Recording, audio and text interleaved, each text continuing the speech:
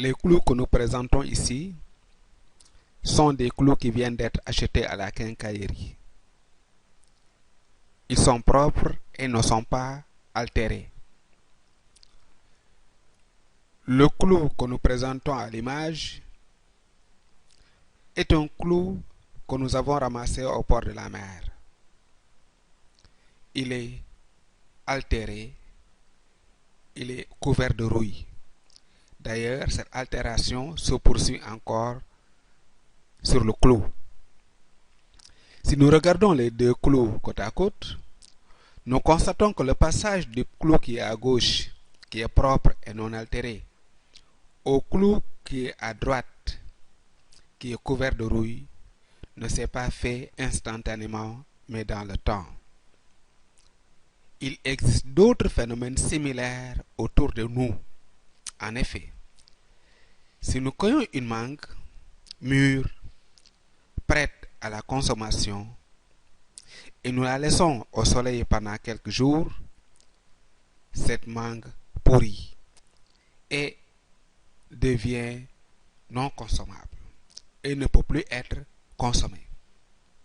De la même manière, si nous allons à la pharmacie, nous voyons des médicaments qui sont bien rangés et qu'on peut acheter lorsqu'on est malade. S'il arrive que certains médicaments ne sont pas achetés au bout d'un temps très long, ces médicaments sont périmés et doivent être jetés, voire incinérés. La cinétique chimique, qui est l'objet de notre chapitre aujourd'hui, est le 4e chapitre du programme de chimie de terminale S. La cinétique chimique s'intéresse à l'évolution des systèmes chimiques au cours du temps. Elle s'intéresse aussi aux facteurs qui influencent l'évolution d'un système chimique. Comment évolue un système chimique en réalité? Nous allons partir de deux expériences. Une première expérience où nous allons faire réagir les ions hydroxyde avec les ions fer 2. Nous avons ici une solution contenant des ions fer 2+, préparée à partir du sel de mort que vous avez ici, et une solution d'hydroxyde de sodium que nous avons retirée à partir de ce récipient.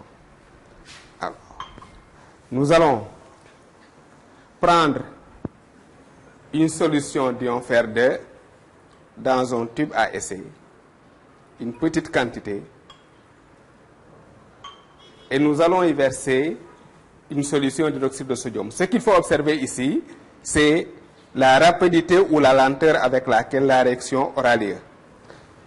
Nous allons verser l'hydroxyde de sodium et vous aurez constaté avec moi que dès qu'on verse la solution d'hydroxyde de sodium, il se forme un précipité vert, et ce précipité vert n'est rien d'autre que l'hydroxyde de fer 2.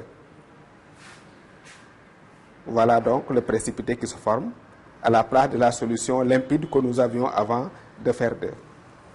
Si nous observons comment la réaction s'est déroulée, nous constatons qu'il se produit une réaction chimique instantanée entre les ions hydroxyde et les ions fer. Pour la deuxième expérience, nous faisons réagir le zinc sur les ions cuivre 2. Nous allons préparer une solution de sulfate de cuivre 2 à partir de ces cristaux de cuivre 2. Ensuite, nous allons plonger une lame de zinc bien décapée dans la solution contenant les ions cuivre 2. Nous remarquons que la couleur bleue de cette solution est due à la présence des ions Cu2+. La lame de zinc est bien décapée et bien propre. Alors, comme la lame est un peu épaisse, nous allons plonger la lame de zinc et voir, comparer par rapport à la réaction de tout à l'heure entre les ions Fe2+ et l'hydroxyde de la solution hydroxyde de sodium, nous constatons que là-bas, la réaction était instantanée et nous voyons que jusqu'à présent, il ne se forme pas quelque chose, en tout cas de bien visible. Nous allons laisser ce récipient dans le temps et voir au bout de quelques moments qu'est-ce qui va se passer au niveau de la lame et au niveau de la solution donc contenant les ions Cu2+. Au bout de quelques minutes, environ 20 minutes, nous voyons que sur la lame de zinc qui était au départ bien propre, il apparaît donc un dépôt qui a une couleur brune et qui ne peut être ici qu'un dépôt de cuivre. Et si nous regardons la solution par rapport à la solution de départ, dont nous avons ici un témoin, dont nous avons ici une solution témoin, nous constatons que cette solution, elle est décolorée par rapport à la solution témoin que nous avons au départ. Et donc, il s'est passé une réaction chimique dans le temps entre les ions Cu2+ et la lame de zinc. Et cette réaction qui se déroule dans le temps est une réaction chimique lente. Il y a une réaction chimique lente entre le zinc et les ions cuivre 2. Alors, en conclusion, qu'est-ce que nous pouvons dire? Lorsqu'un système chimique est là, il peut évoluer de différentes manières. Il peut évoluer d'une façon rapide, voire instantanée. C'est l'exemple des ions hydroxydes sur les ions fer 3. Il peut évoluer d'une façon lente ou relativement lente. C'est le cas de la réaction entre le zinc et les ions cuivre 2. Mais nous pouvons nous rendre compte aussi que un système chimique peut évoluer d'une façon infiniment lente. Comme exemple, si nous mélangeons du dioxygène et du dihydrogène dans des proportions stéchiométriques et nous laissons le mélange à lui-même, il reste intact pendant très longtemps sans évoluer.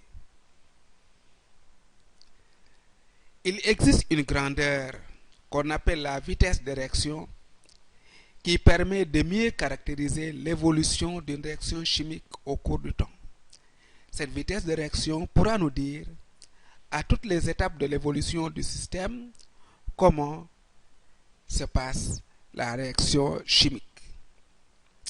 Dans la suite de la leçon, nous allons nous limiter à l'étude des réactions chimiques lentes, donc les réactions chimiques instantanées et les réactions chimiques infiniment lentes ne feront pas partie de notre étude.